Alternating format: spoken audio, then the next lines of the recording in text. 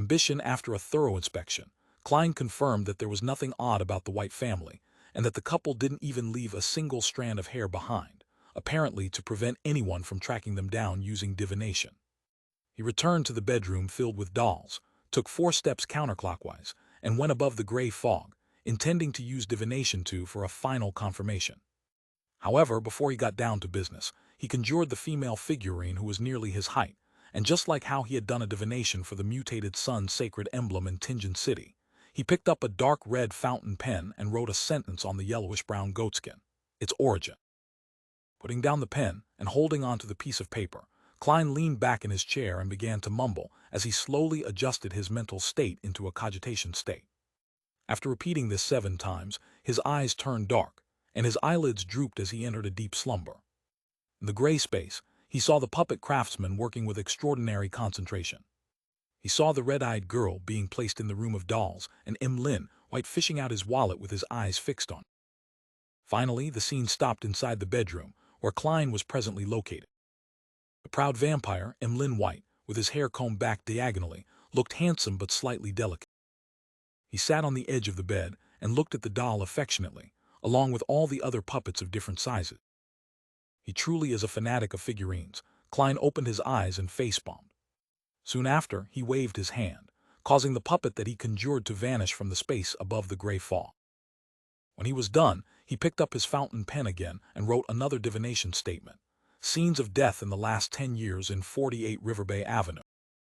According to the statements from the residents, the White family had been there for no more than 10 years, so Klein was able to lock onto a specific area, and he believed that if the White family were just superficially good monsters who were actually making disappearance cases all the time in order to suck warm, delicious blood, then it was impossible to not have any happen at home. In a period as long as 10 years, there would always be a few accidents as long as they didn't stop. After carefully checking the divination sentence, Klein recited it and entered cogitation again, rapidly falling into a dream.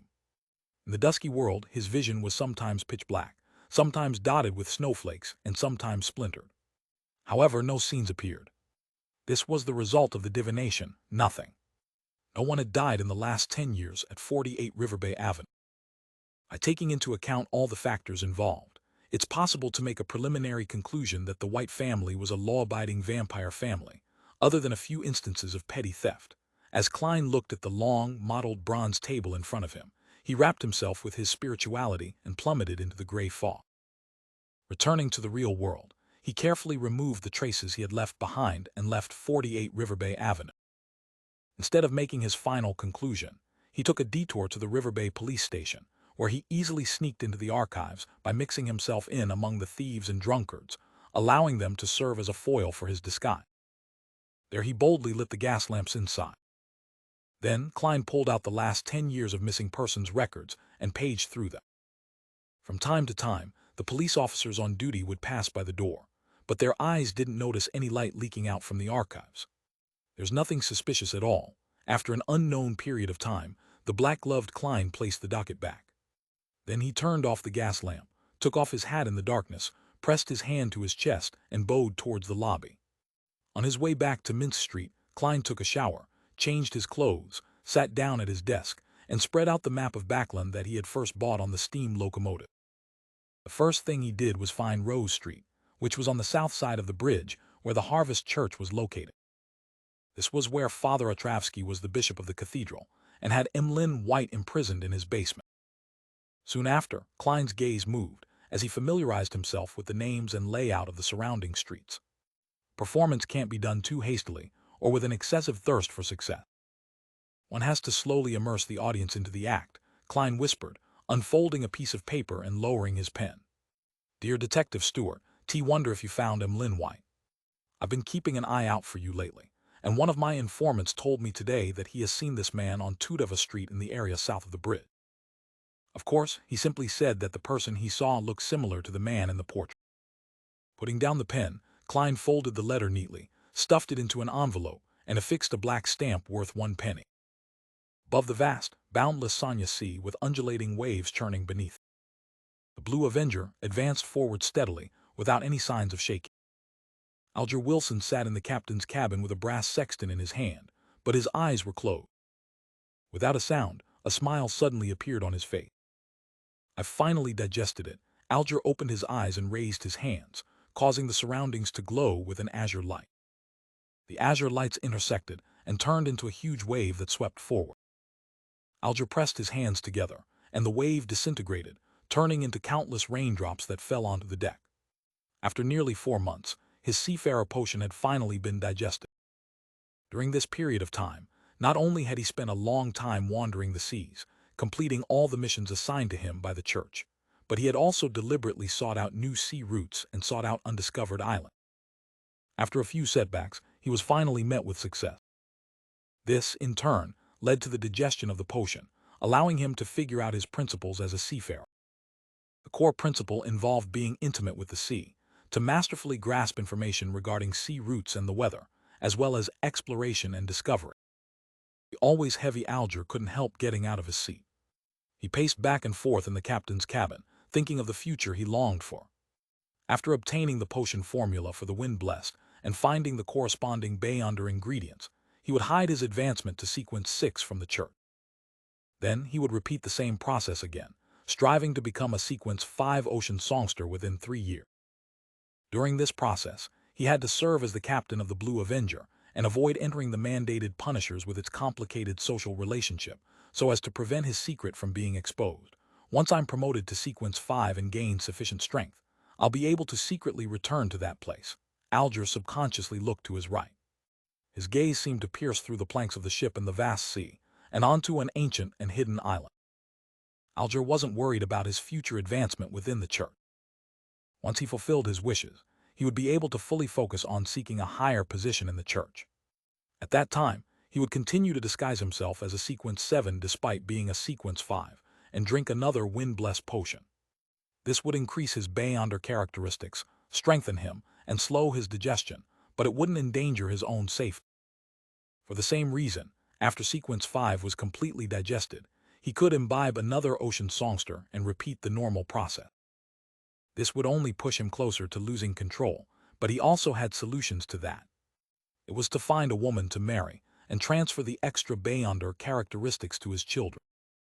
After doing this, I'll be able to move closer to the level of a cardinal and approach the level of a high sequence Beyonder. This is my chance in such an era. In his mind, Alger had already sketched out the image of himself wearing the robe of a cardinal as he occupied a high position in the church and had many mandated punishers under his control. After being intoxicated for a moment, he withdrew his gaze and regained his senses. What follows will increase in difficulty with each step.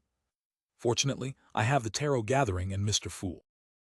Although there are dangers underlying it as well, any path to improving myself will involve risk. I have to try to gather those Roselle diary pages as quickly as possible. I should grab the chance to raise a question and understand what that card beside Mr. Fool's hand is, the one which only shows its back. It wasn't there previously. Card Roselle's diary, could it be the item I'm thinking of? Alger's eyes narrowed as his pupils constricted. 15 Mint Street. Klein yawned, switched off the gas lamp and slipped into bed. He originally had another plan. He had wanted to use divination to grasp the origin of the biological poison bottle and obtain the first 3 potion formulas for the sequence from the werewolf Beyonder characteristic. But after a busy night dealing with the matter regarding Emlyn White, he felt a little tired and decided to try again the next day above the gray fog. Just as he lay down and closed his eyes, Klein suddenly felt that something was wrong. This was the spiritual intuition of a seer. It has already been several days since I obtained the werewolf Beyonder characteristics and the biological poison bottle. It's not like I haven't been in a good mental state during this period of time, yet I have been repeatedly delaying the divination. This is very abnormal. Klein sat up, carefully thought about it, and recalled a similar incident. The first time he met Megos, he had wanted to directly use his spirit vision to observe her mental state, but he naturally ended up missing the opportunity due to momentarily being taken aback. It was only at the end that he found out that it was because Megos had an evil god spawn in her stomach. His spiritual intuition as a seer had stopped him without leaving a mark, preventing him from losing control and collapsing right on the spot. It's very similar, and this time, it's even more obvious. I remember that Miss Sharon mentioned that the Rose School of Thought's control over their members far exceeds my imagination. Everyone's body and soul seem to be bound by something, which is also the reason why information regarding the mutant sequence is rarely leaked out. They believe in the chained god, so, when using the Beyonder characteristic of a werewolf to deduce the corresponding potion formulas, it would directly involve this evil god and bring about consequences that I don't wish to bear. Klein thought about it seriously and felt that there was something suspicious about it. Back when I divined the mutated sun's sacred emblem and the ear, left behind by the listener, my spiritual intuition hadn't stopped me. Could it be that the chained god is stronger than the eternal blazing sun and the true creator? Or could it be that his nature allows him to restrain the gray fog and even be able to effectively invade it? Of course, the source of the danger can also be the biological poison bottle. Thinking of this, Klein, who was always cautious, decided to attempt divining the biological poison bottle tomorrow and see if his seer's spiritual intuition would stop him. Tuesday morning, the weather remained as cold as it usually was this season. Klein tightened the collar of his tweed coat, put on his hat, and pulled open the door. He was heading to the end of the street, where the mailbox was, to post a letter to Detective Stewart. Since it wasn't that far, there was no need to dress neatly or heavily, but Klein had just recovered from his cold, so he had wrapped himself up thickly just in case. Perhaps it was because of the strong wind last night, but the air in Backland was surprisingly good. Klein subconsciously slowed down his pace and enjoyed this rare morning. As he passed Jurgen's house, he heard the oriel window creak open and instinctively turned to look. Standing at the window was Mrs. Doris, wearing a black plush hat and a thick grayish-blue scarf. She looked even worse than before, and her body was even more hunched. "Good morning, Detective Moriarty. Thank you for taking care of Brody. He said you were a good man, didn't you, Brody?" Old Granny Doris bent down and picked up the black cat with green eyes. Brody used all four of his limbs and struggled in her embrace. Finally, he jumped down and lightly landed on the windowsill. But instead of leaving, he circled around and around, nuzzling Mrs. Doris with its head on one side, without even looking at Klein. Was he being friend-zoned by a cat? Klein gave a self-deprecating laugh and smiled sincerely. "TT's a happy deed, and even more delightful news is that you've recovered and have been discharged from the hospital." After exchanging a few pleasantries, he said goodbye and continued to walk down the street with a smile on his face. He had only taken a few steps when he heard Mrs. Doris call after him. "When Jurgen comes back, I'll have him pay you. Do I look like I took this mission for the money?" The smile on Klein's face suddenly froze. He could only half turn around and wave his hand, indicating that he understood. When he was far away from Jurgen's house, his expression gradually turned serious, and he sighed faintly. He had just activated his spirit vision to look at Mrs. Doris's aura, and found that her situation wasn't too good. It wasn't only because of her old age, but also because of the cold weather and bad air in Backland. All of these had a very bad effect on her lung disease. Mrs. Doris should be able to make it through this late autumn and winter, but it will be hard to say for the next one or the next one. If she wants to live for a few more years, she would have to move to the south, to the area around Daisy Bay. It's a pity that it's likely that lawyer Jurgen can't afford to do so now. "Even I haven't been to Daisy Bay," Klein mumbled, came to the mailbox, and stuffed the letter in. This was the prelude to his performance. And this evening, he would head to the Harvest Church as a detective and do the rest of the preparation. After buying a daisy pie for breakfast, Klein returned via his original path and was quite at ease. Before he got close to the house, he saw an elegantly decorated carriage parked outside. Two ladies in black hats and a ribbon were anxiously pulling on his doorbell, while the maids and bodyguards were scattered around, as though they were on guard against something. "Mrs. Stellan, Ma'am Mary, do they have something to entrust me with?" They looked very anxious, with the paper bag containing the daisy pie in hand. Klein approached and said with a laugh, "Ladies, it should be time for breakfast." When they turned back to see Detective Sherlock Moriarty, Ma'am Mary was visibly relieved. "Mr. Detective, you have to help me." In Klein's spirit vision, there was nothing fake about her anxiety, nervousness, and fear. Therefore he nodded his head, pointed at the door, and said, "Let's talk inside." As he spoke, he glanced at his landlady, Stellan, and he noticed that her condition was entirely different from the past 2 days. She had become very low and dejected, as though she wasn't interested in anything at all. What happened to her? Although his landlady liked to show off a little, she's someone who loves life a lot. Klein took out his key and opened the door. After entering before she could sit still, Ma'am Mary impatiently said, "Detective Moriarty, I received a threatening letter." "Threatening letter?" Klein put down the daisy pie, clasped his hands, and asked, "What does the letter say?" And Mary glanced sideways at Mrs. Stellan, and seeing that she wasn't quite as active as usual, she said after some deliberation, "That letter asked me to handle the smoke of the factory impartially when I carry out the atmospheric pollution investigation, and to acknowledge their contributions, or else I would end up like the doll that came with the letter. The doll's head was ripped off, and its arms and legs were broken." Ma'am Mary seemed to recall the feeling when she opened the letter, and she said with a trembling voice, "This is the first time I've encountered something like this. I don't know if it will become a reality or not. I didn't know that I would have to experience such cases when I became a member of the Investigation Council. I didn't know, ma'am. Perhaps Emperor Roselle once said that there are only two ultimate forms of hatred between people.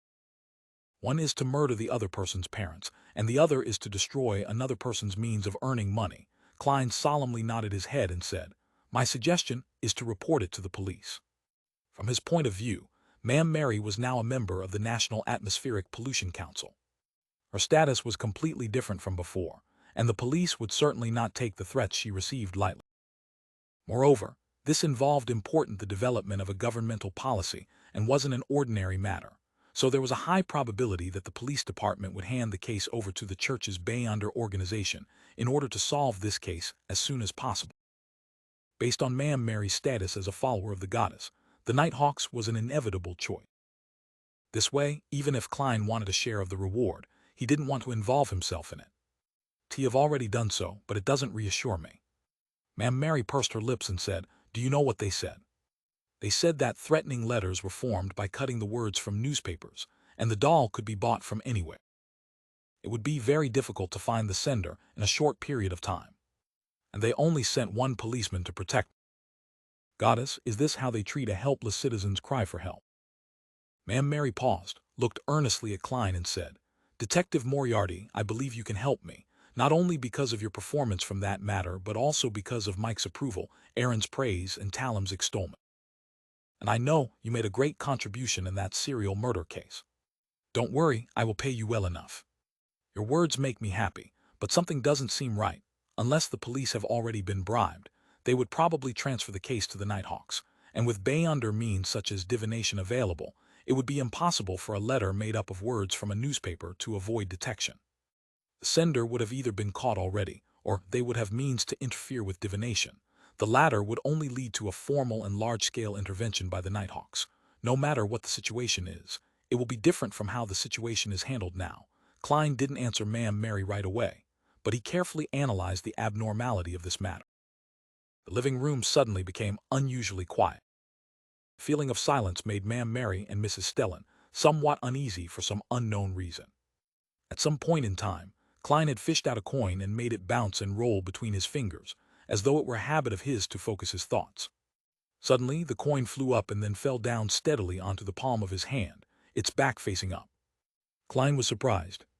He was divining whether this matter involved danger, but it turned out to have none. If such a threat really exists, even if the sender doesn't have considerable abilities, it would still result in a certain degree of danger. It's impossible to have none. Is it just a simple threat? Or Klein suddenly thought of another possibility as he smiled and said, "Ma'am Mary, don't worry. You can go back home in peace. If someone comes to you in the next 2 days to discuss this issue so as to make it public, allowing the citizens to know the true intentions of those factory owners in order to incite anger among the public, then you will be fine." The possibility which Klein had just thought of was that the threat was a trap set up by the council so as to incite the public to use their anger, allowing the atmospheric pollution investigation to be carried out smoothly and lead to the subsequent bill which could benefit. This would explain why the police are responding in this manner. "Why do you say that?" Ma'am Mary asked, frowning. Klein smiled and replied, "That's what I've deduced. And if what you claim doesn't happen in 2 days?" Ma'am Mary pressed. Klein said sincerely, "Then I will provide protection. In any case, there's no danger," he added inwardly. After comforting and sending off Ma'am Mary, he went above the gray fog to confirm the matter and received the same result as before. By then his daisy pie had turned cold. Ma'am Mary returned home with some apprehension and uneasiness, wondering if she should invite Stellan to stay with her for a few days. At that moment, her housekeeper informed her that the eldest son of Count Hall, the chief secretary of the National Atmospheric Pollution Council, Mr. Hibbert Hall, had come. After both of them entered the living room, before Ma'am Mary could even open her mouth to speak, the handsome, blonde gentleman spoke first. "Ma'am Mary, I've heard of what has happened to you. It's a disgrace to Backland, and even to the whole kingdom, and I'm deeply sorry for it. Don't worry, everyone in the committee will stand with you." "Thank you for your concern," Ma'am Mary responded gratefully. After a moment of consideration, Hibbert Hall said, "Ma'am, I wish to get a reporter to interview you regarding this incident. I want to tell everyone about what happened to you and how despicable this act is. I want to let everyone see how outrageous those people who have contaminated Backland's air are. There's no sign of repentance. Please agree to my request." It's exactly as Detective Moriarty described. Ma'am Mary was momentarily at a loss for words. After breakfast, Klein rested for a while. Since he had nothing better to do, he went above the gray fog in preparation to divine the origin of the biological poison bottle. This time he didn't delay it at all. Surprised, the stone pillars of the ancient and majestic palace supported the high dome. Klein sat at the end of the long bronze table, holding a translucent brown bottle. He checked it over and over again, but he didn't sense any danger from it. "Let's begin." He conjured a pen and paper and wrote the divination statement, its origin. Putting the fountain pen away and bracing himself for a blow, Klein glanced at the paper and the biological poison bottle, leaned back in his chair, and entered cogitation while reciting the statement. Soon he entered a hazy gray dream world and saw a dark but spacious room. There were king cobras, black widows, and other strange plants and animals in the room. It was a messy and harrowing scene. A middle-aged man in a white coat was standing in front of a long table in the middle of the room. He threw the snake gall and spider venom into the huge black pot that hung from the ceiling. In the end, he even put in a few items that possessed a strong spiritual luster. For example, they would sometimes disperse into a black gas, and other times condense into dark green lung-shaped objects. Otherwise, they would be in the form of a tube containing a clear azure liquid or fiery red eyes. The air around the black iron pot gradually became viscous. It was gathering towards the center, but it was constantly being pushed aside, making it difficult to achieve its goal.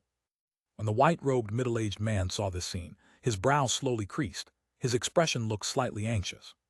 He flipped through the black notebook by his side, gritted his teeth, and used a ritual silver dagger to slice open his wrist.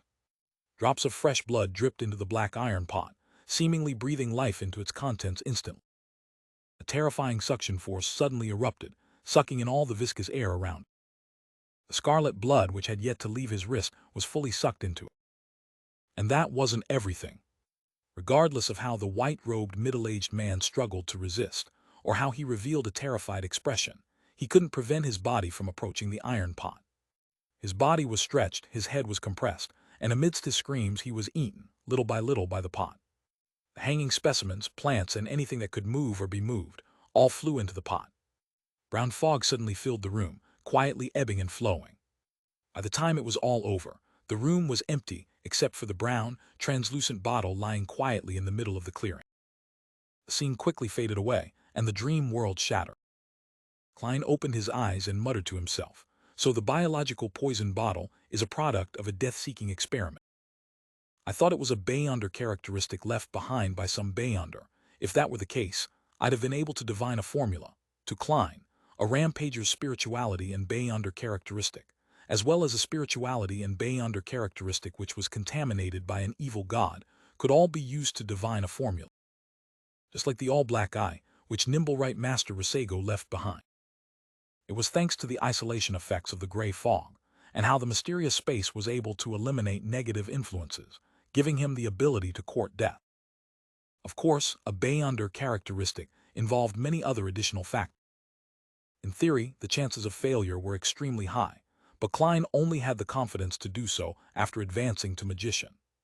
Similarly, a sealed artifact formed by Beyonder characteristics could also be used to divine the formula for a potion. However, if they were mainly ingredients, then through the production processes and dangerous experiments done by an artisan or other Beyonders, turning them into mystical items, then Klein's divination would be useless at his current state.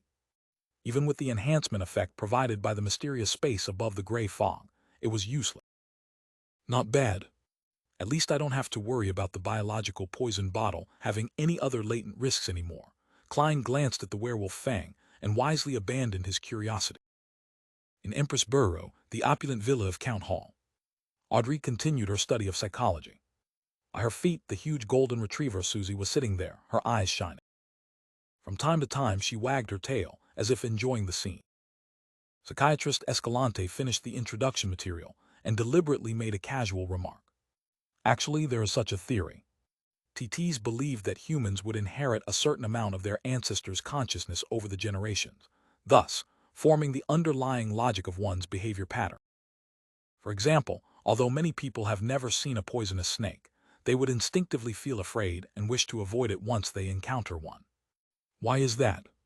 This is theorized to be an instinct that we inherited from our ancestors, something that is hidden in the deepest recesses of our consciousness. In ancient times, people constantly fought with poisonous snakes and all kinds of ferocious animals, and they gradually carved this memory into their consciousness and passed it down. How does it get passed down? Audrey asked with interest.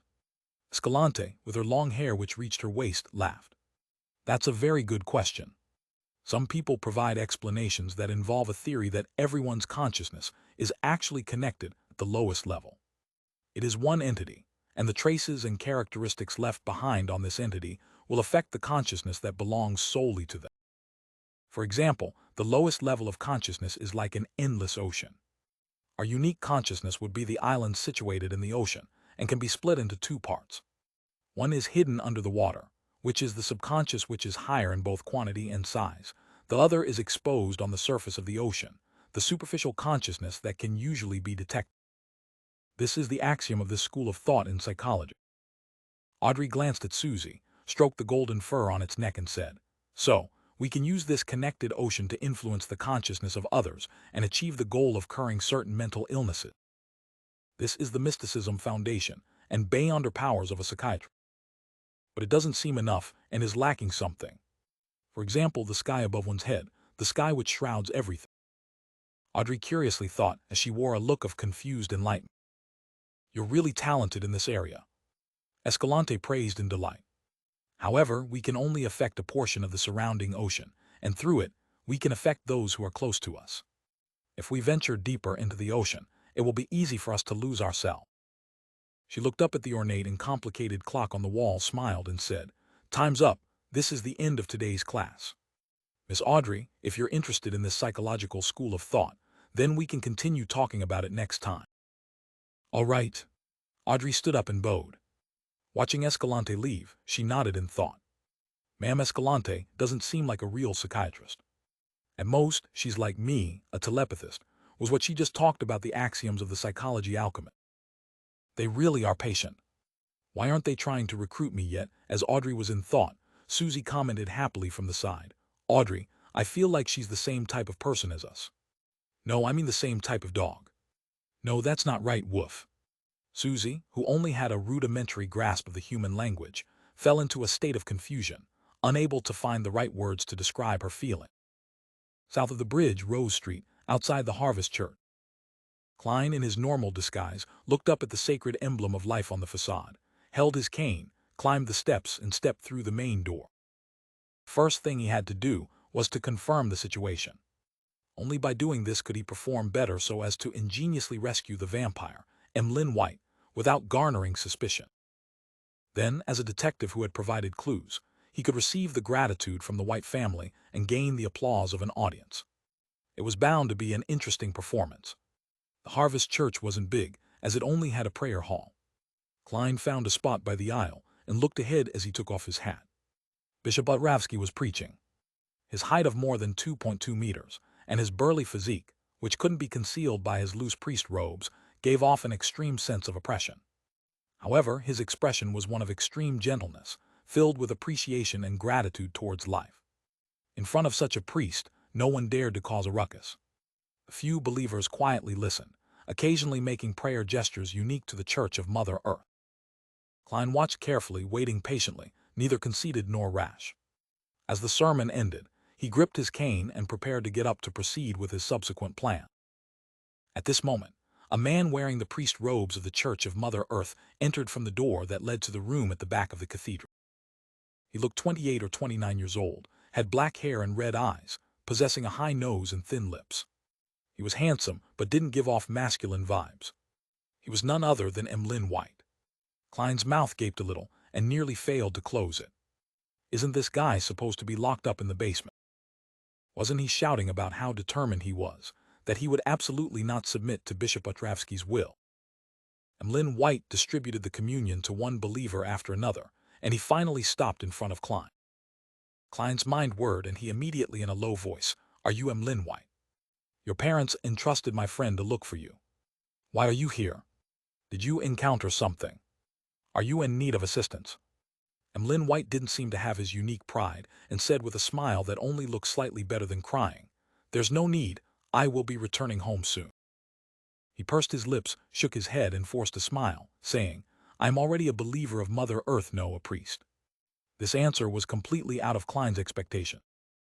For a moment he didn't know how to respond, and he could only shout repeatedly in his mind, "Hey, you were very adamant about your worship of the moon the last time we interacted at the Harvest Church.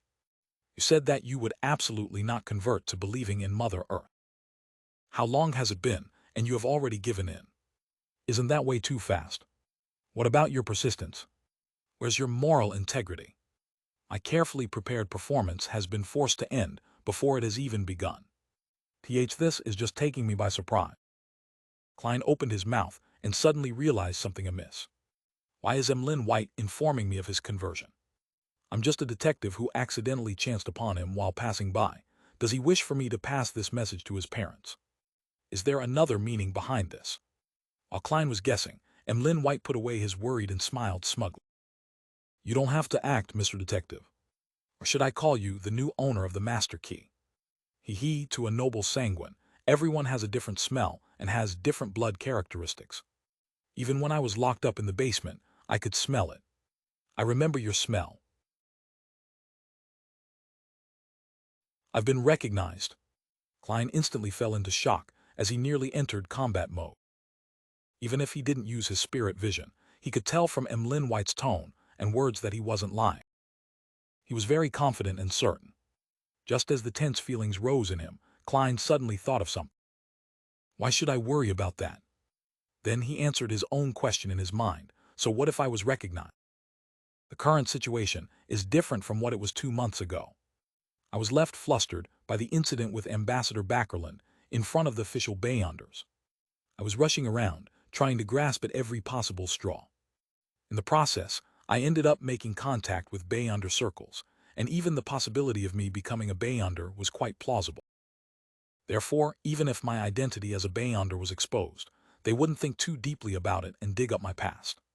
And it's very likely that Detective Isengard Stanton is a Bayonder, and he maintains good relations with the police and the official Bayonder organization.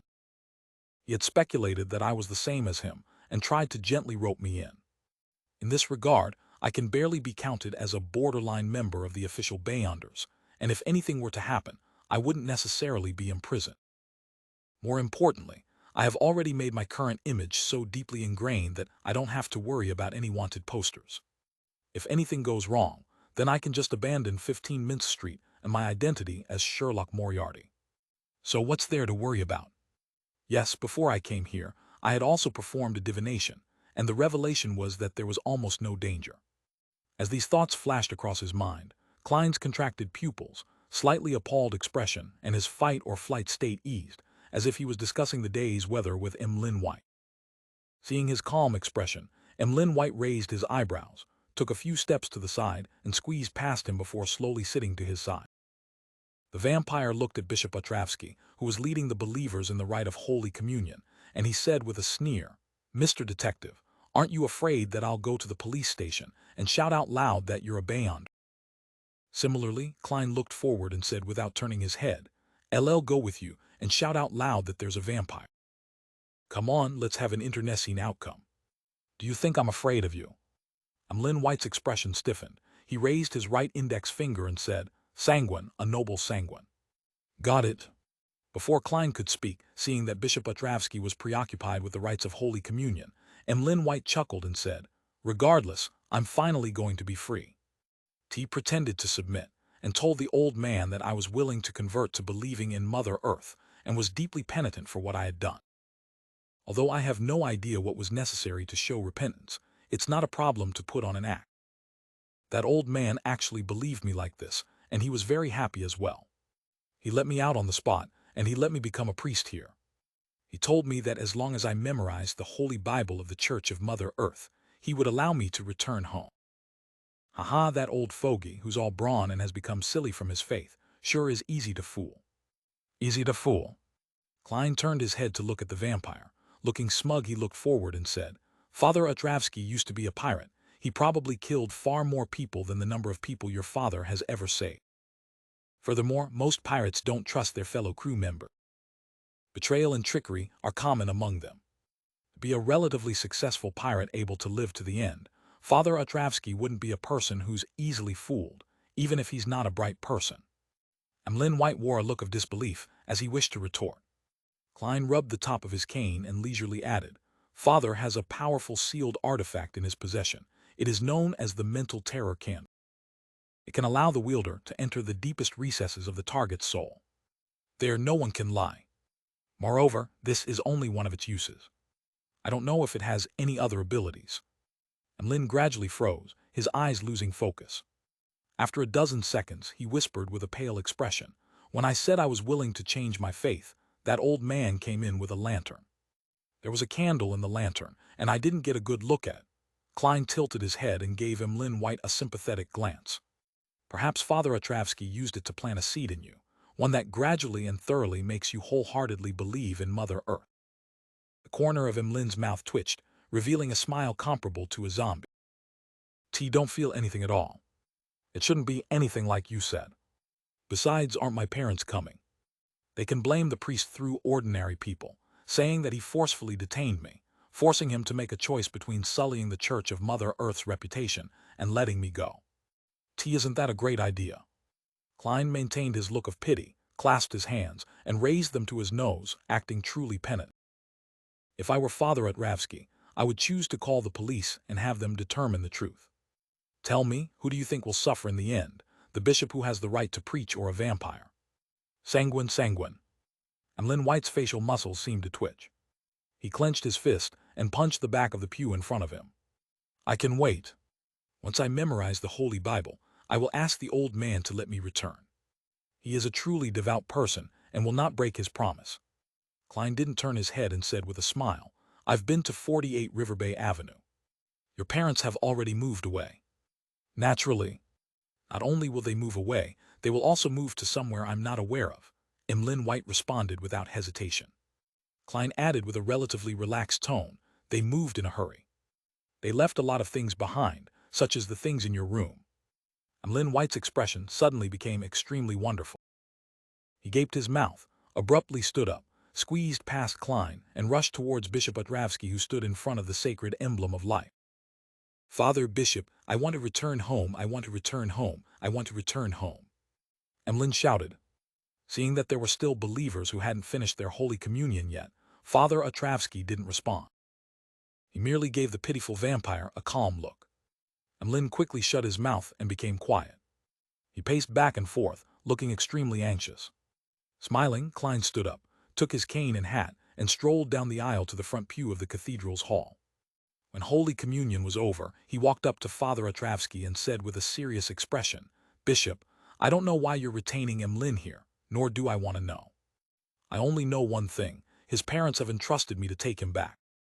If this giant-like priest agrees to my request so easily, I can only light a vigil candle for this vampire, Emlyn. No, I'm sure he will hate candles from this day forth. It's best to mourn for him, Klein secretly thought. Father Otravsky looked down at them and replied gently, Emlyn can return home at any time. 74-9 E. Klein gave Emlyn White a glance, raised his right hand and tapped his chest. He wanted to gesture the sign of the crimson moon by tapping in a clockwise fashion, but in the end, he forced himself to draw the triangular sacred emblem. Emlyn became rather anxious from the look Klein gave him. Without a word, he rushed to the door of the cathedral and left without a hitch. Klein followed him at a moderate pace, without any signs of anxiety. After proceeding forward in what appeared like a jog, Emlyn suddenly slowed down and said in a daze, "I feel like I'm starting to miss the Harvest Church, the feeling of memorizing the Holy Bible and the sacred emblem of life. I wish to return to clean and tidy the place. It'll only take an hour. This planted seed is even more vicious than I had imagined. No matter where this vampire goes, he will return to the Harvest Church every day and work for an hour. That's actually quite all right. At the very least, the seed which was planted didn't change Emlyn's faith. In a way, he's showing him some respect, but why did I use the word respect? That candle is called Mental Terror Candle, and it's said to be from a dragon. The spectator pathway is rather scary. Klein tapped his cane and said, "Do you need me to remind you of anything?" "There's no need." Emlyn's expression distorted as he angrily said, "I will fight this feeling. I'm going to move to Midshire or Fasak. I don't believe that I'd still wish to return when I've left back." He gritted his teeth and suddenly exhaled. "Let's take the carriage back to River Bay Avenue." "All right," Klein responded nonchalantly. After a few steps, Emlyn stopped a rental carriage. Just as he was about to board the carriage, his back stiffened for 2 seconds. Then he said so quietly that Klein could barely hear him, "I don't have any money on me." "I do." Klein smiled. Emlyn stopped talking and got onto the carriage. Klein sat across him, and as the carriage began to move off, he asked, as if in thought, "Your father is a doctor, one that possesses outstanding skills in drugs and medicine." Although he was listless, Emlyn raised his chin out of habit. "This is the gift that we Sanguine enjoy. The most outstanding potion masters are all from the Sanguine." "T.S. that's so," Klein whispered to himself, his thoughts a mystery. Emlyn said after a moment of silence, "Write to your friend and tell him that I have returned to River Bay Avenue. My parents will come looking for me." "All right," Klein answered simply. After nearly 20 minutes, the carriage pulled into River Bay Avenue and stopped in front of Unit 48. After paying the fare, Klein got out of the carriage and saw Emlyn White look towards the bedroom, his expression becoming abnormally excited. Restraining himself, the vampire pressed his hand to his chest and bowed deeply at Klein. "In any case, I must thank you." Klein immediately revealed a smile. "There's no need to thank me. The bounty reward of finding you and the transportation fees will be obtained from your parents. Also, you have to concoct a medicine with Bayonder effects to help me treat a patient. This is the reward that your family should pay." Applause. Bounty reward, transportation fees, and medicine with Bayonder effects. Emlyn White was left momentarily dazed when he first heard that. This was not the answer that he had expected. "What about your gentlemanliness?" The vampire thought in shock. As a detective, abiding by clear accounting principles is necessary. Besides, you've even delayed my visit to the Quelog Club. I don't know what food they've offered in limited supply for the past 2 days. Klein looked at Emlyn White as he joked and lampooned silently. After a few seconds, Emlyn forced a smile and said, "I have to see the patient before I can concoct the appropriate medicine." "From your tone, you sound really confident." Klein nodded thoughtfully. He then thought of a problem. The White family seems to be a family of outstanding potion scholars. If I were to really be injured and poisoned, then I can come to them for treatment. Wouldn't all of my efforts of going out of my way to get the apothecary formula from Father Atravsky be for naught? I no longer need to nurture another aid that's good at healing. Reality sure does change faster than a plan, however. It's not really a waste either. I've already made back my investment from Miss Magician.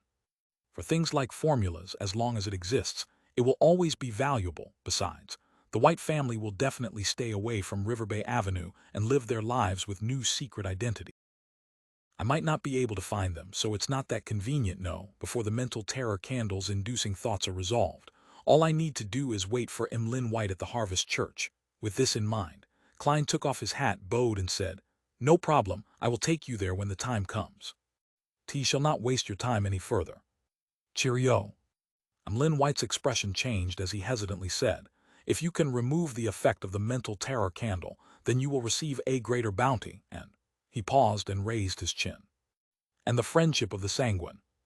I'm a magician, and I possess the sun brooch and biological poison bottle. I'm only limited to mediumship when it comes to the aspect of one's psyche, so what can I do?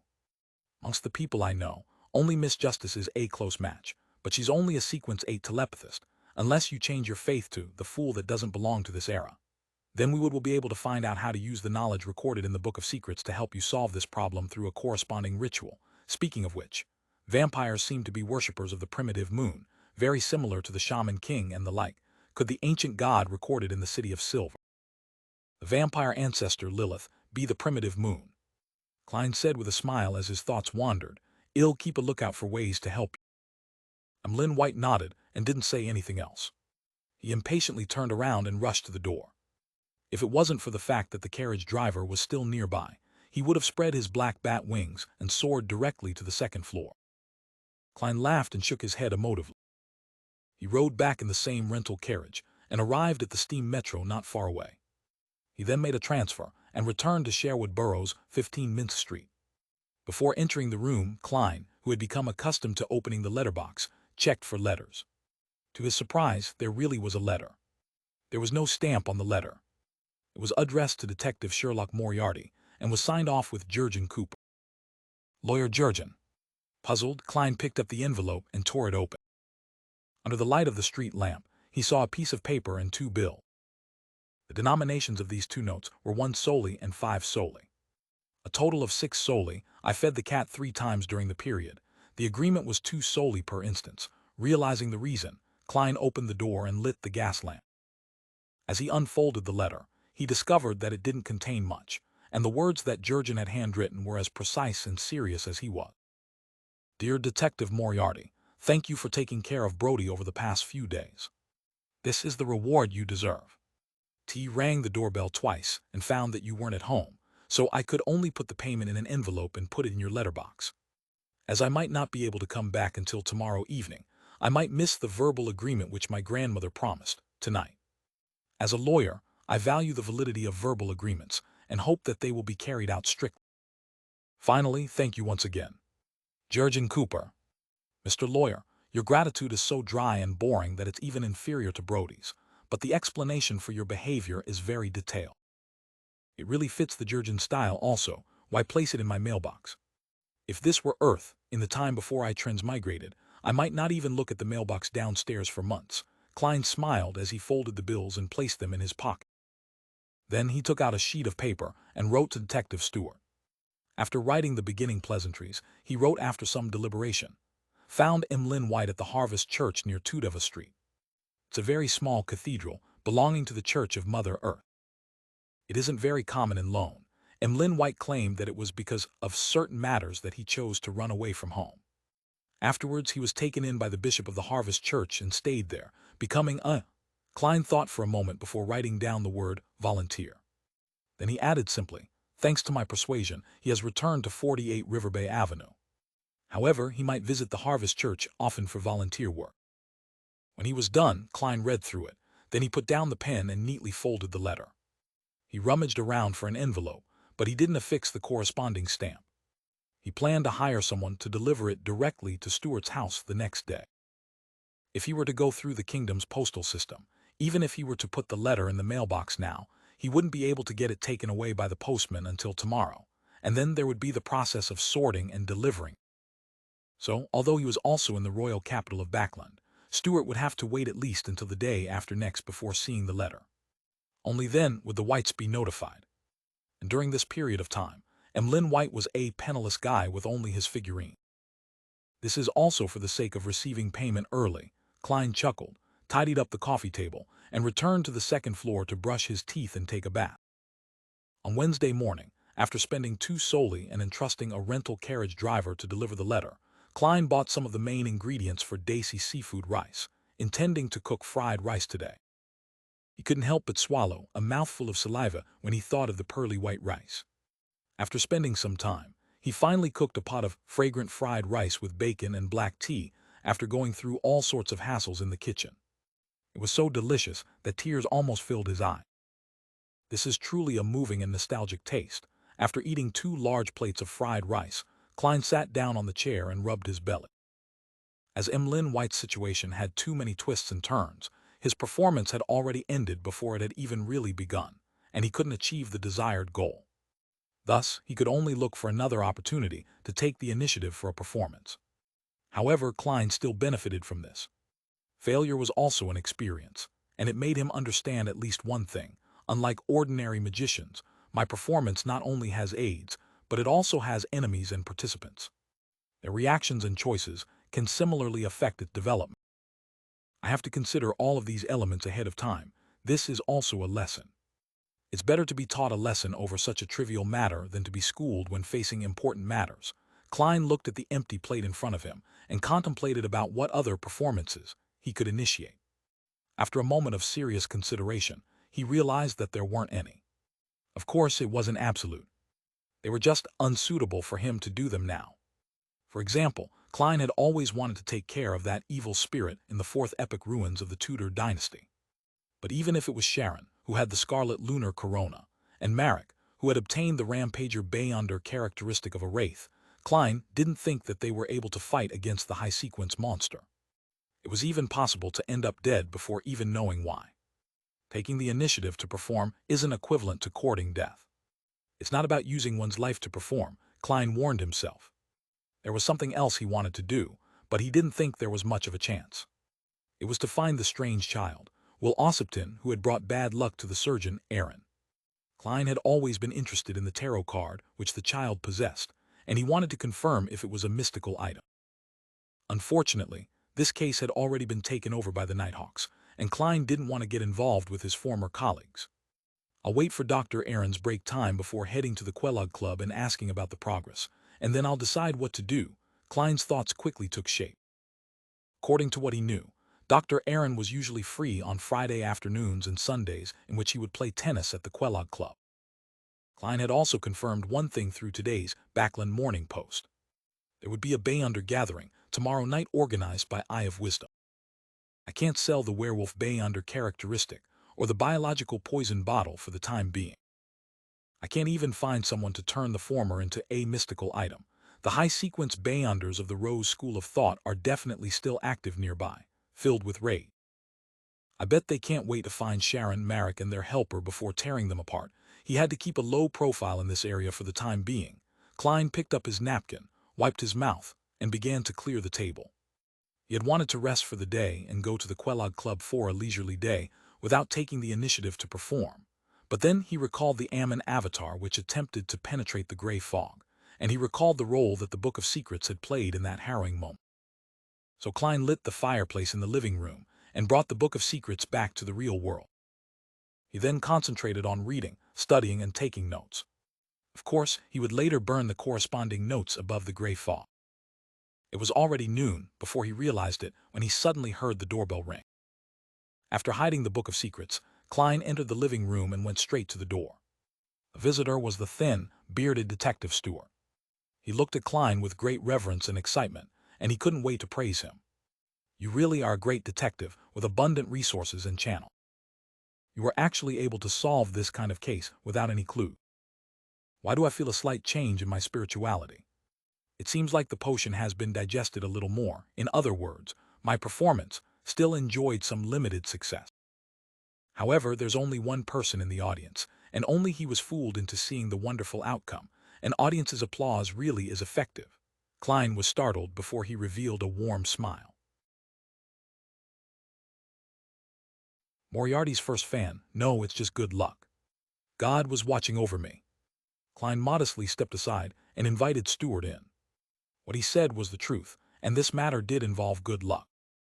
Long before Stewart had accepted the mission, he already knew of Emlyn White's whereabouts. Stewart shivered as he took off his coat and hat and hung them on a rack in the hall. The darn weather is getting colder. Perhaps I should try using those coats with cotton stuffed inside them, he said. You can't call this cold, right? If you go to the north of Midseashire and live in Winter County for a day, you'll understand what truly low temperatures and true winter are like. Klein chuckled. Then he generously asked, a cup of hot coffee. T would love one. Stewart followed him to the activity room on the first floor. I've been to North Midseashire, and I know about the cold and the snow there.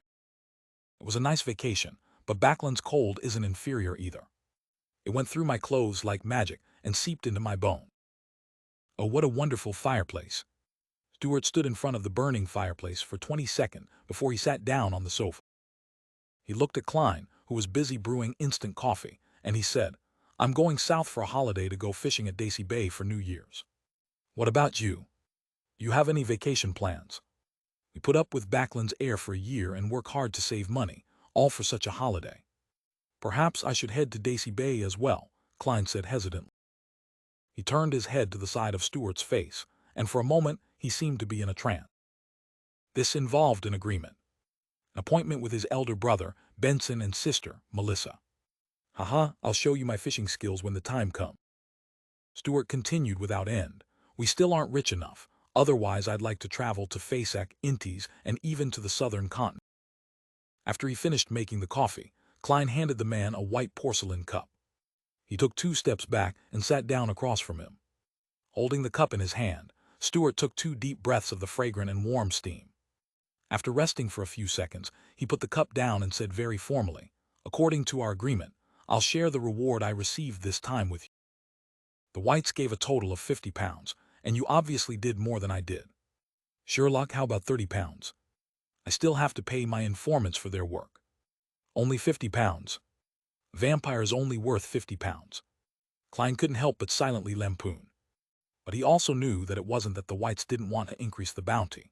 It was because they were worried about giving too much money and scaring the detectives into making unnecessary associations, attracting the attention of the police or some official Bayonder organization.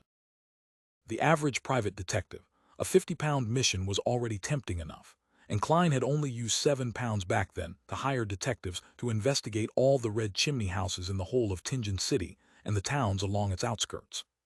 In addition, the Whites gave you an extra £1, claiming it's for your transportation expenses for the past few days. Looking somewhat puzzled, Stuart produced 6 £5 notes and 1 £1 note. Klein reached out to take them, casually checked their authenticity, and didn't explain the transportation fee. Stuart didn't ask any further questions and instead said with a smile, "Apart from Mr. Stanton, you're the best detective I've ever met. Did you join this profession midway, or have you studied under a great detective prior to this?" "What great detective have I studied under?" "There's quite a number. There's Sherlock Holmes, Hercule Poirot, the forever elementary school student. And that guy who swindles others in the name of his grandfather too," Klein silently lampooned. He thought and said, "I come from Midseashire, and I did various jobs before I became a detective. That's why you're so rich in knowledge and experience." Stuart said in enlightenment. "Hey, I'm a bit embarrassed by your flattery." Klein smiled but didn't respond. Stuart took a sip of his coffee and said, "Sherlock, I hope you can provide me with help in the future if I encounter a difficult case that I'm unable to solve."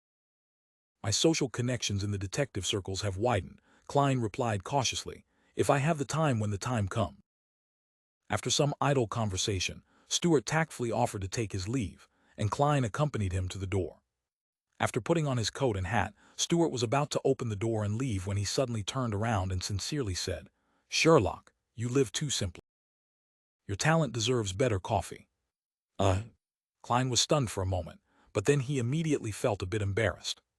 He laughed dryly and said, "I can't tell the quality of the coffee. It's all the same to me." After sending Stuart off, Klein went to the butcher's to buy a few ox bones and some beef. He went to the vegetable shop to buy some ingredients such as white radish, rounding up all the required condiments. He wanted to prepare beef bone radish soup for dinner and eat it with the leftover rice. As for noon, he found a random restaurant on the streets and ate a small serving of lamb chop. After a leisurely afternoon, Klein continued to study the Book of Secrets, and the more he read, the more he realized that he knew little about mysticism. Fortunately, he had a solid foundation. He quickly grasped many things once he came into contact with them and pondered over them. In the evening, he smelled the tantalizing fragrance of the beef bone soup, and his Adam's apple bobbed up and down twice. He heard the doorbell again, as though it was a bugle to signal dinner time. Gulping down his saliva, Klein walked behind the door and reached for the handle. The image of the visitor naturally appeared in his mind. It was the handsome but not masculine red-eyed vampire, Emlyn White. There's no need to rush him at all. What a man of his word. Klein opened the door and smiled. "Good evening, Mr. White." Emlyn raised his chin, letting his impatience show in his expression. He was about to say something when Klein looked at his brown clerical robes and said with a knowing smile, "You just came over from the Harvest Church." Who was the one who said he could resist last night? Unable to maintain his gentlemanly demeanor, Emlyn gritted his teeth and said, that old man, damn it. How do I get rid of this inducing suggestion? Before Klein could reply, he patted the clothes on his chest and said with a stern face, "Take me to the patient. There's a good dinner waiting for me." As he spoke, he sniffed indiscernibly, as if he had smelled something. Klein picked up his coat and hat without saying another word. "All right, PLL, take you there now." After closing the door and taking a few steps, he cautiously asked, "Do you have a certificate to practice medicine? How else am I supposed to convince Lawyer Jurgen to allow Mrs. Doris to take the medicine?" Emlyn looked up at the sky at a 45-degree angle and said, "I don't need those papers to prove my abilities." Before Klein frowned, he casually added, "It's too simple. I obtained it easily by going through the process." This tone makes it sound like he's rather proud of receiving a certificate for practicing medicine. Klein smiled without a word. Looking at the wet ground in front of him, Emlyn casually said, "Do you know what I like most about Backlund?" "What?" Klein responded without any curiosity.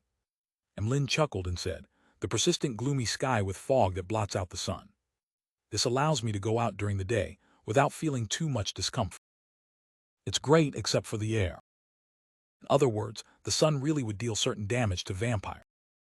Fortunately, I thought of this yesterday and didn't bring the sun brooch with me. Otherwise, I wouldn't be able to communicate with Emlyn." Klein seemed to gain an understanding. As they conversed, they had already arrived outside the Jurgens, and Klein went up to ring the doorbell. After a while the door opened and Mrs. Doris, who was dressed thickly at home, said with pleasant surprise, "Mr. Detective, I wasn't expecting you." Brody the black cat crouched to the side, looking at Emlyn warily, as though it felt that something was amiss about him. Klein pointed to the vampire beside him. "T became acquainted with a doctor who's good at treating lung diseases, so I've asked him to come and give you a checkup. Let me do the introductions. This is Dr. Emlyn White." "T.S. That's so. You still actually remembered this. What a good child." Doris happily invited the two inside.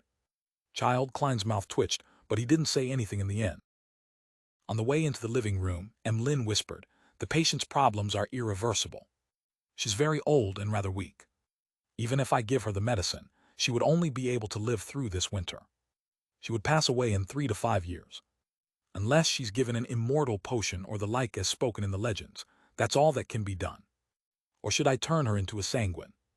But at her age, she can no longer endure the changes a beyonder characteristic can do to her body. Furthermore, my parents and I don't have any excess characteristics left." "Irreversible," Klein was startled and silently sighed. He said to Emlyn, "Make her the medicine first. We'll leave that to after the winter.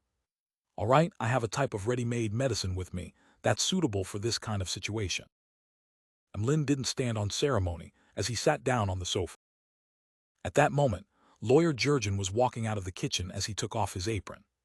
He asked Klein about the purpose of his visit. "Dr. White, what do you think of my grandmother's lung disease?" Jurgen asked seriously. Emlyn was obviously very experienced in such situations.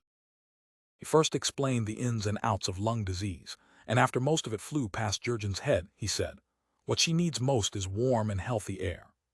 That's my most sincere advice. In addition, I have special medicine that she can take for free." As he spoke, he took out his certificate and a small metal bottle. "Will there be any side effects?" Jurgen asked cautiously. "No, the only problem is that it can't cure the root of the problem completely. It's just a temporary cure," Emlyn replied in a very professional manner. "If it weren't for Detective Moriarty, I wouldn't let anyone try it." "Perhaps I can give it a try." Cough, Mrs. Doris interrupted. Jurgen glanced at Klein who, having performed a divination prior to this, nodded affirmatively. "All right." Jurgen finally made his decision. He watched warily as Mrs. Doris drank the bottle of medicine and carefully observed her reaction. There wasn't much change to Mrs. Doris at first, but she gradually began to feel her breathing light. She stood up and bent down to pick up the cat. She happily said, "I feel much better." Seeing this scene, Jurgen's usually stoic face had his lips curl up slightly. However, Klein was thinking about the 3 to 5 years. He curled a smile and sighed to himself. "This can also be considered a type of magic show, I guess. Using beyonder powers to create fake outcomes to make the audience happy." After waiting for more than half an hour and confirming that nothing unexpected had happened, Klein and Emlyn White left Lawyer Jurgen's house and proceeded in silence, each of them preoccupied with their own thoughts. Soon they arrived outside 15 Minsk Street. The vampire Emlyn White put his fist to his mouth, coughed lightly, and said, "The payment has been paid. I hope we won't meet again in the future." "That sounds pretty cool, but Mr. White, have you forgotten something important?" Klein smiled politely. "T will visit Bishop Otravsky every now and then, and I hope you will not be at the Harvest Church when the time comes. That way, I don't have to busy myself with finding a way to solve the inducing suggestion planted in your psyche." Emlyn White's expression suddenly became very strained. He stayed silent for 2 seconds before he raised his chin and said, "We have many powerful mysticologists among the sanguine. I will write to them for help." After he finished speaking, he pressed his hand to his chest and bowed to bid farewell. Turning around and taking a few steps, he suddenly slowed down, turned his head, and asked hesitantly, "What were you cooking over here?" "Beef bone radish soup, with rice and chili peppers from the Fainapotter Highlands," Klein said in anticipation as he breathed in the fragrance drifting out from the house. Emlyn frowned and shook his head. "Chili peppers aren't things fancied by the sanguine. Frankly speaking, it's hard for me to imagine a vampire eating chili pepper. Of course, I occasionally imagine a vampire holding a steamed bun and chewing on garlic and onions." Klein silently lampooned, pointed to the door, and indicated that he was about to enjoy his dinner. Emlyn White thought for a second, lowered his voice, and said in deliberation, "Last night, I thought over things for a long time and found out that you actually didn't do anything, so why are you asking for compensation? That old man would have let me leave at any moment." Klein chuckled. "No, that's not how the accounts are done. Your parents assigned a mission to find you, not to save you. In the end, I found you. According to the agreement, the reward should belong to me. Besides, if I hadn't reminded you, you might have stayed in Harvest Church for weeks or months before you realized that you were free to leave. Furthermore, you wouldn't have noticed the seed planted in your mind. Are you hinting that my intelligence isn't up to par?" Emlyn's face twisted. "No, I'm saying it directly." Klein smiled but didn't say anything else. He just opened the door and went straight to the kitchen, his mind full of the clear and alluring soup, the white rice, the soft yet chewy beef, the marrow hidden deep in the bones, the sweet, refreshing radishes with meaty flavors, and the shredded chili from the Fainapotter Highland. In the spicy hot shreds, there were also pink rose salt and green parsley leaves. On Thursday morning, as promised, Klein went to the Value for Money coffee shop in Eastborough. Old Kohler, who was still wearing the same thick jacket as before, was sitting in a corner, matching tea that barely tasted like tea with a loaf of black bread. Klein came in front of him, took out the things he had prepared long ago, and pushed them towards him. It was payment consisting of 2 5-soldi notes, 4 1-soldi notes, and a handful of copper pennies specially designed to increase the effect of the payment. Old Kohler stared straight at them for quite a while, before finally reaching out his right hand to take them with a tremble. He looked at the money over and over again, raised his hand to wipe his eyes, and squeezed out a smile. "At the dock, we carry the heavy goods and do some troublesome cleaning with our feet in the cold and dirty water, only for 1 soldi a day. And there was a total of 15 soldi here." Klein listened in silence. A few seconds later he said, "What have you heard recently? What did you notice?" Old Kohler put away his payment, took another sip of his tea, pinched the corners of his eyes, and said, "I've met a lot of dockworkers, and I've reconnected with friends I used to know when I was a tramp. Some of them have found employment in factories, and some of them have been switching between the workhouse and the parks. Hey, just like how I was in the past. Recently, there has been a rumor from who knows where that since we believe in one of the 7 gods, why don't we directly pray to the creator of everything? It's said that he didn't truly pass away, and he remains in everyone's body and in all things. Praying to him will result in our redemption. Not only will we enter his kingdom after death, but we will also have a better life before death. For example, we don't need to work so hard, and we can have butter and oily meat every day. Is this some theory the Aurora Order has spread about the fallen creator? After what happened to Lanvis, they've begun to pay attention to the poor in Eastborough, the dock area, and the factory district, hoping to use them for certain purposes. I wonder if the 3 churches have noticed this. They probably have." Klein tucked a piece of butter between 2 slices of toast and took a bite without knowing what to expect. Old Kohler went on for a while before saying, "Mr. Detective, according to your instructions, I paid attention to the female textile worker. In the end, with the help of the police, their struggles failed, but the leaders became the factory supervisors, and a third of them lost their jobs. Some of them are actively looking for new jobs, some have become street girls, and some have gone off somewhere. The entire East Borough is in chaos. If this was the situation when Rear Admiral Hurricane Kalangos came to Backland, he could come to East Borough to kill 1 or 2 people every day without anyone discovering or noticing the act. Klein sighed in his heart. Old Kohler continued to recount what he saw and heard daily before saying, "By the way, Liv's youngest daughter has gone missing."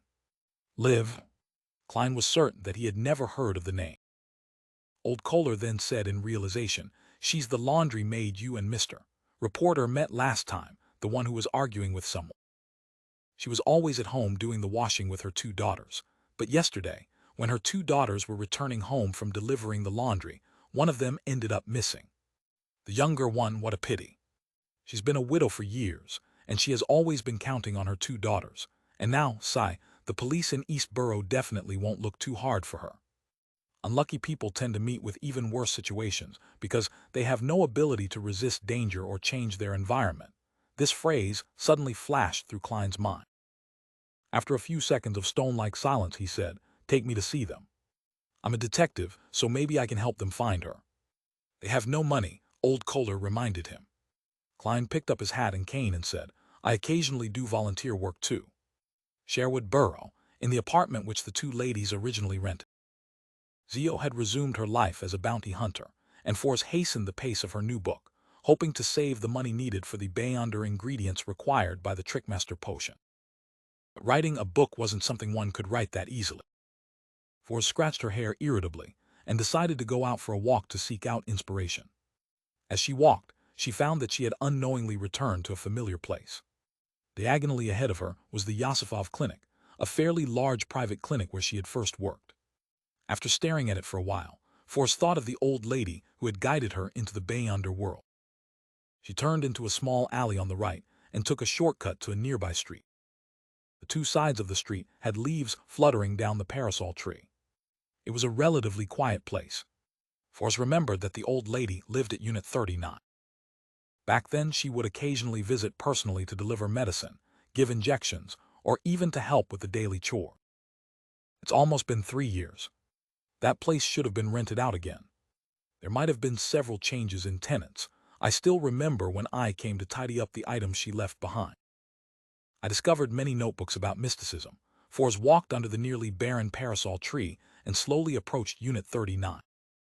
As she recalled her past experiences, she gradually gained some inspiration for writing. At that moment, she saw an old man in a heavy woolen coat and a black half-top hat standing in front of Unit 39. He had rung the bell 3 times. After a few minutes, seeing that no one was opening the door, the old man with blue eyes shook his head and turned around. He whispered in puzzlement, "Still no one." He suddenly noticed Force, who was looking at him from nearby. He hurriedly walked over, gently and urgently smiled, and said, "Beautiful lady, do you live in this district? Do you know Libero and Olisa?" "Olisa? Isn't that the old lady's name? There haven't been any tenants in this house lately." After some deliberation, Force said, "I don't know if the Mrs. Olisa I know is the one you're looking for.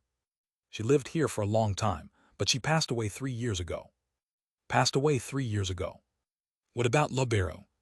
The old man with wrinkles at the corners of his eyes hurriedly asked. "Her husband passed away even earlier than she did," Force answered honestly. The elder was momentarily stunned before revealing a sorrowful expression. After a moment of silence, he said, "Thank you, good lady. Am the elder brother of Libero, and I've been living in Midseashire all this time. As I haven't received any letters from them for a long time, I decided to come and pay them a visit. Can you tell me what happened to them in the past few years? Mrs. Ollis's husband's elder brother, could he be a descendant of the family she spoke of?" Force suddenly snapped to her senses and replied with a smile, "No problem." She quickly thought through what she could and couldn't say. The elder pointed behind him and said, "There's quite a nice coffee shop over there." Klein once again stepped into the humid room of a slightly old apartment in Eastborough. He saw the woman who had quarreled with the street girl last time over her contempt towards her profession. She was standing in a pile of clothes. Her wrinkled face had lost a lot of its spirit, she lost her laborious drive, and she looked lifeless. As for her eldest daughter, the 17 to 18-year-old girl who was sitting by the bed and washing clothes. She kept sobbing. "TT's all my fault. I didn't watch over her properly. T shouldn't have taken her into the secluded alley. She even said that she was going to learn a few more words at the free school tonight. It's my fault, it's all my fault." Liv suddenly regained her senses and turned to look at her eldest daughter. She wiped away her sad expression and berated her fiercely. "What are you crying for? Get up and wash the clothes. Do you want to starve? Do you plan on not even being able to attend the free school?" After screaming, she saw Klein and Old Kohler at the door. "Old Kohler, this is?" she asked doubtfully. Old Kohler seemed to be slightly afraid of her ferocity, as he subconsciously took a step back. "Liv, this is a detective, and he doubly wishes to help you find Daisy." Liv's wrinkled, peeling face turned to Klein and said coldly, "We've already made a police report." Although she was perhaps in her 30s, she looked to be in her 50s. Klein looked around the room where many wet clothes hung. He vaguely remembered the last time he was here. There had been a 13 or 14-year-old girl, carefully holding a crude homemade iron to iron the clothes which had wrinkled from being hung to dry. Her hands had been covered with burns. "She's the missing Daisy." Klein looked back at the laundry maid, Liv, and said in a neutral tone, "Do you believe that the East Borough Police will really be looking for Daisy? Are you sure the people who caused Daisy to go missing wouldn't cast their sights on your family? Do you wish to lose another daughter after losing one?" When the cruel yet heart-wrenching words reached Liv's ears, the indifferent expression on her face slowly crumbled. She turned agape, but she couldn't say anything. The corners of her eyes gradually turned red. She abruptly lowered her head and muttered to herself in pain and despair, "I don't have any money." The room suddenly became silent. Even the sobbing girl didn't make another sound. Klein pursed his lips and let out a silent sigh. "T occasionally do volunteer work, simply to help others. Heh, I haven't done so in a long time, so please give me a chance." "Volunteer work?" Liv lifted her head and ruminated over the phrase. Klein nodded slightly and answered, "The job will be done pro bono. No, it is not completely free either. Kindness will bring me great satisfaction. Since you have no other solutions, why not give it a try?" Liv was silent for a moment. She raised her hand, which had wrinkled from being soaked in water for an extended period of time, wiped her eyes, and said in a low voice, "Mr. Detective, you really are a kind and good gentleman." Her voice suddenly became choked with sobs. "This was what happened. At midday before yesterday, at noon, Daisy delivered a load of washed laundry under Fredge's lead. It was just outside East Borough, and they needed to cross several streets. In order to rush back for lunch, Fredge had chosen a secluded alley, but a momentary distraction left her realizing that Daisy, who had been following her, was gone. She retraced her route but never found Daisy, and Daisy hasn't come back yet." "Where did this happen, Fredge?" The girl named Fredge had already stood up. Her eyes were red and puffy. She sobbed and said, right here in Broken Axe Lane, Mr. Detective." "Will Daisy be all right?" "Probably," Klein replied without much of an expression. He looked around and asked, "Do you have anything that Daisy often carries?" "I can borrow a police dog. It has an excellent sense of smell and can be used to find a person based on the lingering scent." "No," Liv thought for a moment and said with a sad expression. Fredge once again shed tears. She felt as if the situation had turned into one of despair once again. Suddenly she blinked and said, "Wait, there's something. Daisy's vocabulary book." "Vocabulary book?" Old Kohler asked. Liv sniffed and said, "I make Fredge and Daisy attend the free school at night. I can keep washing clothes, but they can't always be doing the same." "This lady is such a good mother," Klein couldn't help but sigh. The free classes offered at night were set up by the 3 major churches or some charity organization. From 8 to 10 o'clock in the evening, the school would be free of charge and would even provide stationery and a certain amount of paper. It was an education that was need-blind, and it would at most involve some religious knowledge. Klein had heard old Neil mention that he had once been a teacher for the Church of the Evernight Goddess for several years. Because there were very few people who volunteered to be teachers in the free school, a unique teaching method was established. Teachers would arrive early, gather the few students who had the best academic progress, imbue them with the content for that day's class, and then put them in charge of teaching the different classes. The teachers would supervise, correcting any mistakes. It was called a tutorial system. Corresponding to the free classes were the free organizations such as the Technical Workers' Workshop, which were truly accessible to the poor, and one of the few outlets to escape from poverty. Unfortunately, there were too few similar organizations, and it was difficult for them to play a substantial role. At this moment, the sobbing Frigga added, Daisy liked studying very much. She was made the tutor of her class by her teacher. She would put together the vocabulary words she had copied and hug them in her bed every day. She would wake up early and go out into the street to recite them under the light of dawn. She's always found it regretful that there are no street lamps around here. As she spoke, Frigga rushed back to the bunk bed and took out a stack of crumpled paper from under the tattered pillow. Due to it being in a humid environment for extended periods of time, the words that were copied on it had already smudged. The edges of the sheets of paper were worn out, as though they had been turned over and over by someone for a long time. Mr. Detective, is this okay? Frigga handed Klein the so-called vocabulary book, which had no binding at all, and anxiously asked. Yes, Klein answered very simply. He wasn't trying to comfort Frigga. Although it wasn't the kind of items Daisy carried around all the time, it was something that had accompanied her all this while. Moreover, it had been projected with Daisy's strong will. It was excellent for using it as dowsing to seek her out. He casually flipped through the vocabulary book and said, Then, I'll start taking action. The earlier I find Daisy, the better. Liv and Frigga were unable to find words to describe their feeling. All they could do was watch as Klein and old Kohler leave, repeating the words thank you, Mr. Detective, and thank you, good gentleman.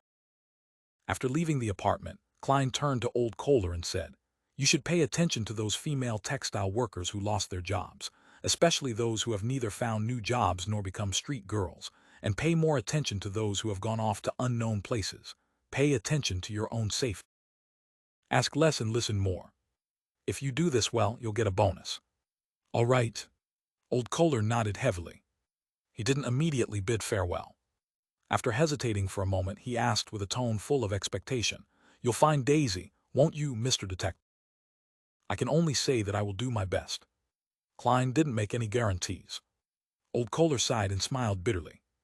I've lost my child, so I'm very unwilling to see this sort of thing happen. He waved his hand and walked towards another street. Klein left the area at a leisurely pace, wrapping Daisy's vocabulary book around the head of the cane, and without attracting any attention, completed a dowsing rod seeking. There are results. Towards the northwest. For the time being, it's not possible to confirm if I'm suffering any interference or misdirection. He looked down at the direction in which the cane was going to fall and put out his palm to steady it. According to the revelation, Klein went all the way out of Eastborough and hired a rental carriage. Half an hour later, the carriage, which occasionally changed directions, stopped at Iris Street, near Sherwood Borough and Westborough. It stopped in front of a house with a vast lawn, a wide garden, a small fountain square, and a marble statue. At this moment, Klein's cane had fallen down inside the carriage and was aimed straight at that direction. Through the window, Klein could see the guards patrolling inside the gates and ferocious dogs with their tongues out. The security inside was quite tight. More importantly, even without using divination, his spiritual intuition made him sense that there was great danger hidden within. What is this place? How can Daisy's disappearance involve such a dangerous place? Klein thought for a few seconds. Then he told the carriage driver to keep going. The carriage driver replied with some surprise, Sir, are you not here to visit Mr. Capim? Capim? The name sounded extremely familiar to Klein. He smiled and asked, Why do you think so? There will always be people coming out from Eastborough who ride in my carriage all the way here. Heh, this is the home of the rich and powerful Mr. Capim, the carriage driver casually replied. Eastborough Capim Tycoon.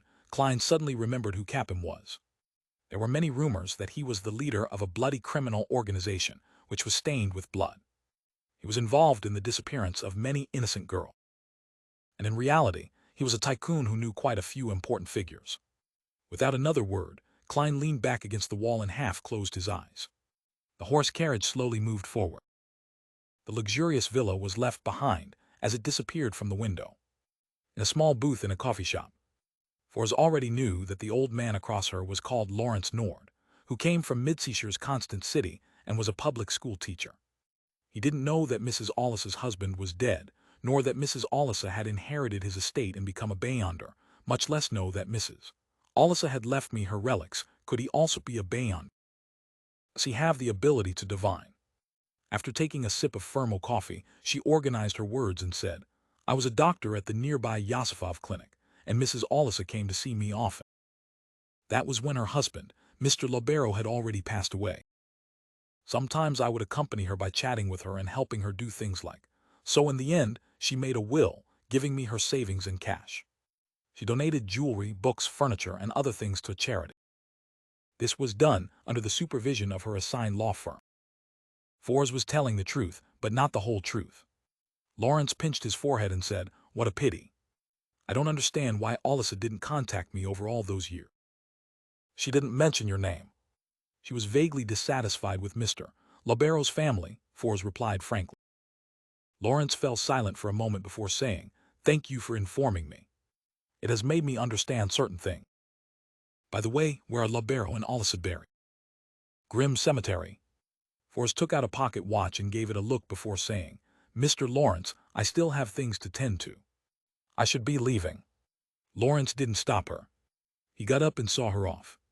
After sitting down again, he rubbed his temples in distress and silently muttered to himself, Libero is dead, and he didn't leave any children behind, and I don't know what Alyssa did to his Bayonder characteristic. Richard died at the hands of the Aurora Order. Sam doesn't even wish to contact us at all, having no interest in shouldering the responsibility of the family name. Will the Abraham family slowly disappear like this? Sleepwalking Lawrence sat in the coffee shop booth, unable to stop himself from thinking about the hardships of the Abraham family over the year. Ever since they had split up into smaller families and settled in other places, the elder council's control over the family members hit rock bottom. A great number of Abrahams refused to advance in order to avoid the effects of the curse. Hence, many of them remained at sequence 8 or 9. Some didn't even attempt to become Bayonders, wishing to be ordinary people with a certain amount of knowledge so as to live a calm and peaceful life. The elder council believed that this was an act of forgetting the family's honor, but it couldn't be harsh on such actions since it was tantamount to self-destruction. In such a situation, the upper echelons of the Abraham family began to think of introducing changes. They imitated the teacher-apprentice inheritance system of the life school of thought, and they trained non-family members, hoping that once they advanced to become high-sequence Bayonders, then they would, in turn, be able to help the Abraham family deal with the curse that had existed for about 500 years, and find their ancestor, Bethel Abraham, who had vanished in the War of the Four Emperors. The plan started off smoothly, and the apprentices who didn't have to worry about the curse quickly became stronger and stronger under the Abraham family's meticulous nurturing. Within a short period of 10 years, there were several strong sequence 5 individuals among them, while not a single person among the direct descendants of the Abraham family was sequence 6. The trunk was too weak, but the branches were too strong, hence, the seeds of tragedy were planted, and the ambitious apprentices began casting their sights on the powerful sealed artifacts that the Abraham family possessed. Their plot failed, but it also resulted in serious repercussions. All the non-family members at sequences 6 and 5 were of the opinion that their positions within the Abraham family didn't match their own strength, and that they couldn't be trusted, preventing them from being in possession of certain sealed artifacts. In the process of going back and forth, with difficult negotiations occurring and compromises between the two parties, an accident happened. One of them, Traveler Bodis, was lured by the true creator into joining the Aurora Order, which led to a terrible disaster. In this disaster, the upper echelons of the Abraham family were almost completely destroyed. More than half of the few powerful sealed artifacts were lost, and only 3 were left. As a result, Lawrence's brother, who he shared the same mother with, Richard, died. Not only did Bodis benefit greatly from it, but he also gathered all the Bayonder ingredients he needed, and with the help of the true creator, he successfully overcame the dangers and became a demigod, becoming one of the 5 saints of the Aurora Order, the Saint of Mystery. After the disaster, the rebuilt Abraham family's elder council reflected over the actions of the past few years, but they couldn't find a solution to the problem. Emotions such as negativity, dejection, and hopelessness shrouded the hearts of the few remaining family members. Lawrence didn't wish to be placed in such an environment or face sighing and repressed emotions every day. He found a reason to leave the elder council and came to Backland to look for his other brothers, Libero, who he shared the same mother, and Sam, who he didn't share the same mother. But now he suddenly realized that he was the only one remaining from his father's line. He was already nearly 80 years old, and all his children had died in the disaster brought about by Bodhi's. Just recalling the past made him feel sorrow from the bottom of his heart. The most painful thing was that he couldn't see the hope for revenge, and he couldn't see the dawn of his clan's glory appearing once more. I'm already very old, and I was also injured before. Unless it's absolutely necessary, I wouldn't dare to use my Beyonder powers anymore, which would cause me to lose control or even cause the curse to descend. What is the future of the Abraham family? Lawrence took a sip of the Fermo coffee and fell into a long silence. Upon returning to her rented house, Forbes immediately entered the bedroom and locked the wooden door behind her. She sat on the edge of the bed, calmed her mind, and whispered the honorific name that represented hope in the future. The fool that doesn't belong to this era. You are the mysterious ruler above the gray fog. You are the king of yellow and black who wields good luck. I wish to inform you of what I have encountered today. T met the elder brother of the husband of the old lady, who made me become an apprentice. He seems to be a member of a certain family. T didn't mention anything related to mysticism, but I'm worried that he has extremely powerful divination abilities and will be able to find out the complete truth. At this moment, Klein happened to be above the gray fog. He saw the crimson star that represented the magician expanding outward, rippling as he heard the stacked layers of plea. After figuring out the details, Klein tapped the edge of the ancient table and said to himself silently, how cautious for her to know to seek help from the fool. Besides, your guess isn't wrong. The corresponding sequence 7 for apprentice is astrologer. Having recently read the Book of Secrets thoroughly, he had quickly come up with a plan that would help him interfere with divination through ritual. I have to say, with the Book of Secrets and my advancement to sequence 7, I'm becoming more and more godlike when above the gray fog. Of course, for the time being, I'm still just an empty shell. Speaking of which, I've been acting in front of Miss Justice and Mr. Hanged Man several times, fooling them completely. Why didn't I receive any feedback from my spirituality? The speed at which I digest the potion doesn't seem to be getting faster as a result. Does it have to happen in the real world? Yes, it might be possible that their applause, as an audience, has been blocked by the gray fog, preventing them from directly affecting me. Just like how the eternal blazing sun and the true creator are unable to penetrate the gray fog to find this mysterious space. From the looks of it, the reaction between the gray fog and this mysterious space is very mechanical. It's not sentient enough, and it lacks intelligence, however, to me. This is actually a good thing. In the midst of his thoughts, Klein turned his knowledge into an ancient piece of goatskin and threw it into the crimson star that symbolized the magician. A boundless grayish-white fog suddenly filled the air in front of For's eyes, and an illusory yellowish-brown goatskin descended from the sky. When she saw the information written on it, she suddenly felt at peace. With Mr. Fool, Mr. Lawrence certainly wouldn't be able to get the correct revelations via divination. For sincerely expressed her gratitude and busily prepared for the ritual. She had seen a lot of instances where evil spirits did harm to others. In fact, she didn't trust the fool that much, but the curse of the full moon forced her to rely on it. Regardless of how bad the consequences are, I will just lose my life. Without the help of Mr. Fool, I would have already lost control during the last blood moon and become a monster. Every day I live is a day gained. This is all given to me by Mr. Fool, and he can take it back at any time. Well, it's best if he doesn't. Forrest took a breath and lit the 2 candles that symbolized the fool.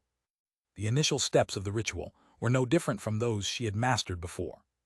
This continued until the candles were lit and the essential oils, extract, and herbal powder were thrown into the fire. When the fragrance of a serene etherealness filled the room, a faint, illusory fog covered the entire altar. According to the contents of the goatskin, Forrest quickly adjusted her body and mind, entered cogitation, and chanted the corresponding name of the fool over and over again. Such monotonous, repetitive behavior allowed the originally calm and relaxed Forrest to slowly enter a state where the mind was in deep sleep while her spirituality dispersed. Her entire being felt groggy, but she maintained a strange sense of lucidness. She felt as if her spirit was floating about, constantly moving upwards. This was similar to the secret deed process that was formed with the help of an external object, but it was different in many ways. This was a technique in mediumship and was used to communicate with higher-level spirits. At an extremum, it could even allow a Beyonder to travel the spirit world under the pretext of maintaining a special lucidness. Some Beyonders who specialized in influencing the mind called it artificial sleepwalking. They could use techniques such as hypnosis to make ordinary people enter this state as well. In that way, an ordinary person would appear to be in a deep slumber, yet they would be able to answer questions. Although their eyes and mouths were closed, they could detect the presence of various spirit bodies around them, thus completing a certain degree of communication. The reason why Klein didn't let Fors use the secret deed ritual was that it could only give knowledge or direct effects such as purification or corruption, letting the target's mind gain a wonderful experience. It couldn't interfere with the divination or other matters done by another person. Simply put, the secret deed ritual directly affected the target's spirit body, astral projection, body of heart and mind, and ether body. The related positive or negative states were removed, and with the artificial sleepwalking ritual, it allowed Klein to do something indirect so as to deal with any outside interference. In a daze, Fors felt herself drifting back to the majestic old palace above the gray fog, and she saw Mr. Fool sitting high above, looking down at everything. Klein looked at the image of the magician, projected by the dark red starlight. He unhurriedly picked up a paper figurine that he had found earlier from his trash pile in the corner. As a seer who had advanced twice, he had many ways to interfere with the divination of others, so he didn't need to rely on mystical items to help him. At this moment, due to the effects of the ritual, the mysterious space above the gray fog started to tremble slightly, and some of the power was flowing due to the perturbation. Klein's left hand pressed the dark emperor card on the surface of the long bronze table, connecting it with his own spirit body and uplifting himself to a higher level. It raised his level just like the previous times. He used the flaring sun charm and Azek's copper whistle to solidify his spirit body. Then, with a flick of his right wrist, he threw the paper figurine out. The paper figurine suddenly expanded in size, and on its back, 12 pairs of black angel wings which were cut out of paper grew out. The feathers were vivid and lifelike. The paper angel pierced through the dark red light and overlapped with the illusory figure of the magician. Without any warning, it started to burn and completely disappear. The half-awake Force seemed to see a dignified and majestic angel as it wrapped layer upon layers of pitch-black wings around her. After an unknown period of time, Force suddenly awoke from her artificial sleepwalking state. In front of her were only the 3 candles quietly burning on the altar and the fog that had permeated the entire room. At the tip of her nose was the familiar fragrance of serene etherealness. Angel Force was so lost in thought that she momentarily forgot to end the ritual. Impressive Act 1, 2, 3, 4, 5. I think there were 12 pairs of wings, according to the canon descriptions of the various churches. That's an angel of the highest rank. Force tried to recall what she had seen in her reverie. She was both shocked and not that shocked, as if what she had encountered was a shocking event that she had previously taken for granted, but had simply never encountered before. It isn't surprising that Mr. Fool has the services of an angel. From the fact that Miss Justice and Mr. Hanged Man occasionally use the word him to refer to him, one can imagine so. The fact that he's able to isolate the effects of the moon's ravings allows me to infer, however, my request was only to interfere with Mr. Lawrence's divination, yet he actually made an angel protect. Isn't this too extravagant? Or is this a routine act for him? One more problem. Why are the feathers on the angel's wings black? Does this signify degeneracy or death? What is the true identity of Mr. Fool? Which great being is he? Death, who is rumored to have died in the Pale Era. He wishes to be reborn through the tarot gathering.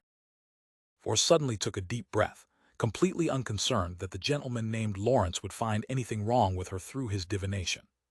On the realization that she had already joined the tarot club, she smiled wryly and whispered silently, I can only do as Emperor Roselle said, take things one step at a time. After gathering her thoughts, Force humbly thanked Mr. Fool once more. Following the normal process of a ritual, she extinguished the 3 candles' flame and began to clear the altar, which was filled with all kinds of items. Above the gray fog, Klein temporarily put the matter of the Abraham family at the back of his mind. According to his original plan, he conjured a pen and paper and wrote the following divination statement: Daisy's current situation.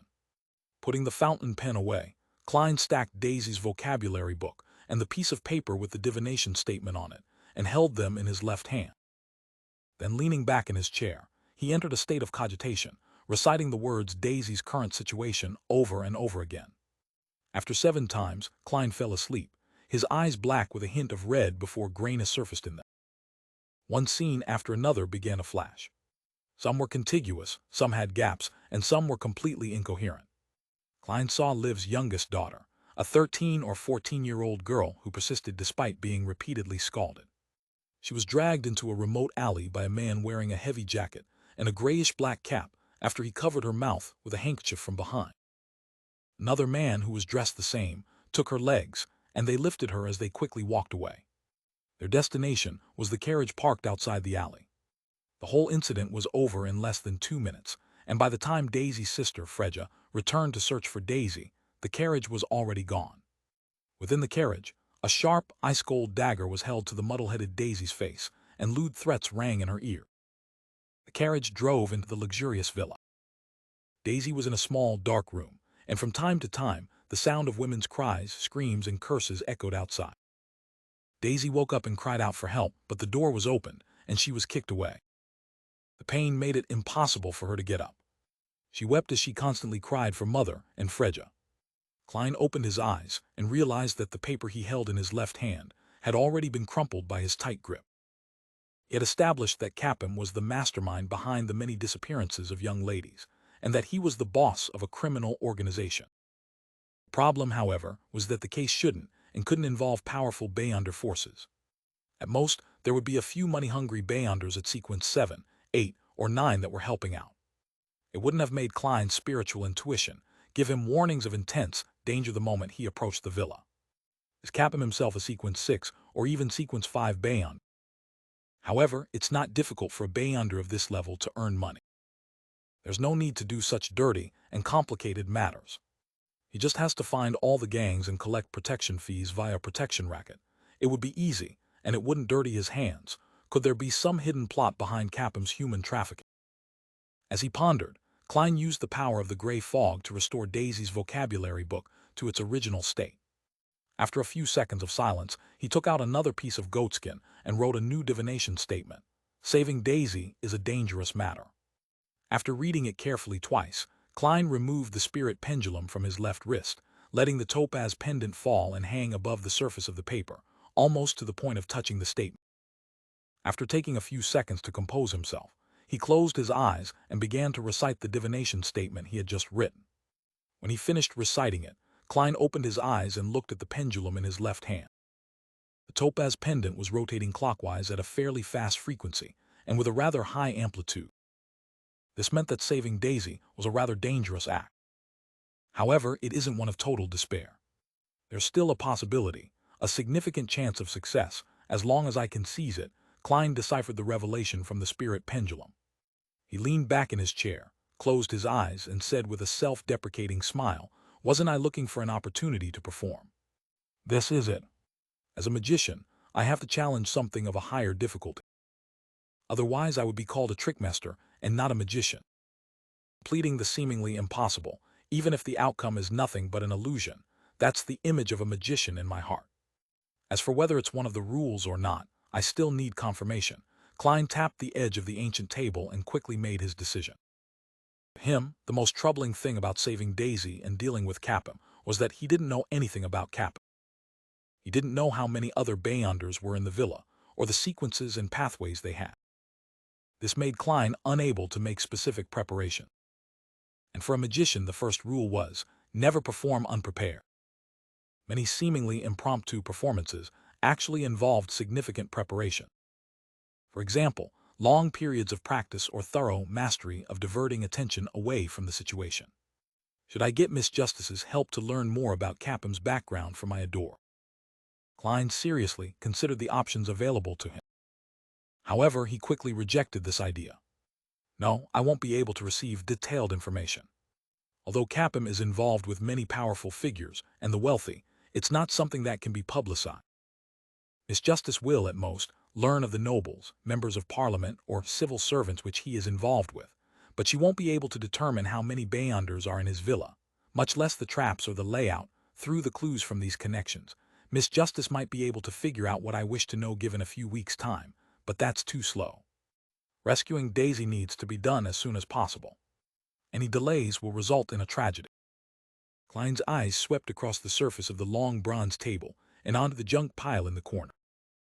His mind began to formulate an idea. On the one hand, I can get Miss Magician and her friend, Miss Zio, to investigate Capham's background and determine which Beyonders he has ties with. The two ladies are very well connected in East Borough, several gangs, and a considerable number of Beyonder circle. On the other hand, I can take action by myself. I can obtain information from the servants or bodyguards that come out from Capham's villa via mediumship. After finalizing his plan, Klein was in no hurry to get help from Miss Magician. He decided to try doing it by himself first so that he could find out more about the matter in a targeted manner. In the blink of an eye, his figure disappeared from the towering palace above the gray fog.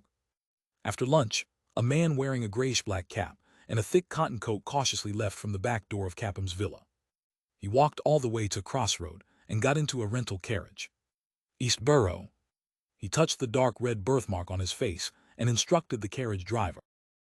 The carriage began to move, and the man looked out of the window with a bored expression, admiring the beautiful ladies and young ladies on the streets. TF only we could kidnap them. The man let his imagination run wild as he revealed a regretful expression. When he was far from Iris Street, he suddenly shivered and his eyes became slightly dazed. He knocked on the wall and said to the carriage driver, "Stop, stop. I forgot something. Here will do." The carriage driver didn't dare to reprimand the ferocious man. He didn't even mutter as he stopped the carriage by the side of the street and allowed him to alight. After paying 6 pence for the ride, the man retraced the direction in which he came for dozens of meters before entering a cheap hotel. Without the need for any proof of identity, he paid for a room.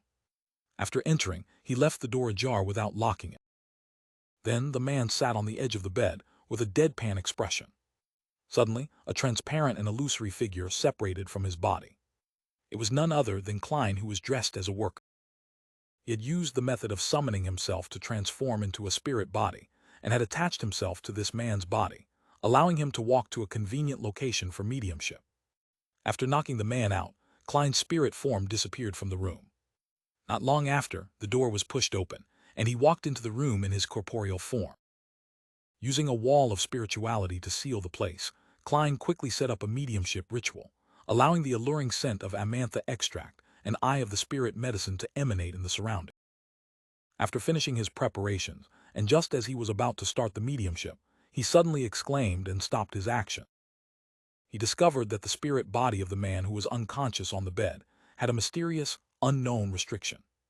If he forcefully did the mediumship, although there was a high probability of success, it would activate the seal and cause some Beyonder to notice this occurrence. This would end up alerting the enemy. Such a strange Beyonder power, very cautious and very careful. What Capham is involved in isn't simple at all. Klein took a few steps forward, frowning slightly. He glanced at the unconscious man and suddenly chuckled. "Do you think you can stop me with just this?" He quickly suspended the ritual, summoned himself again, and responded to himself. A few seconds later, he flew out of the candle's flame in his spirit body form and floated in the room once more.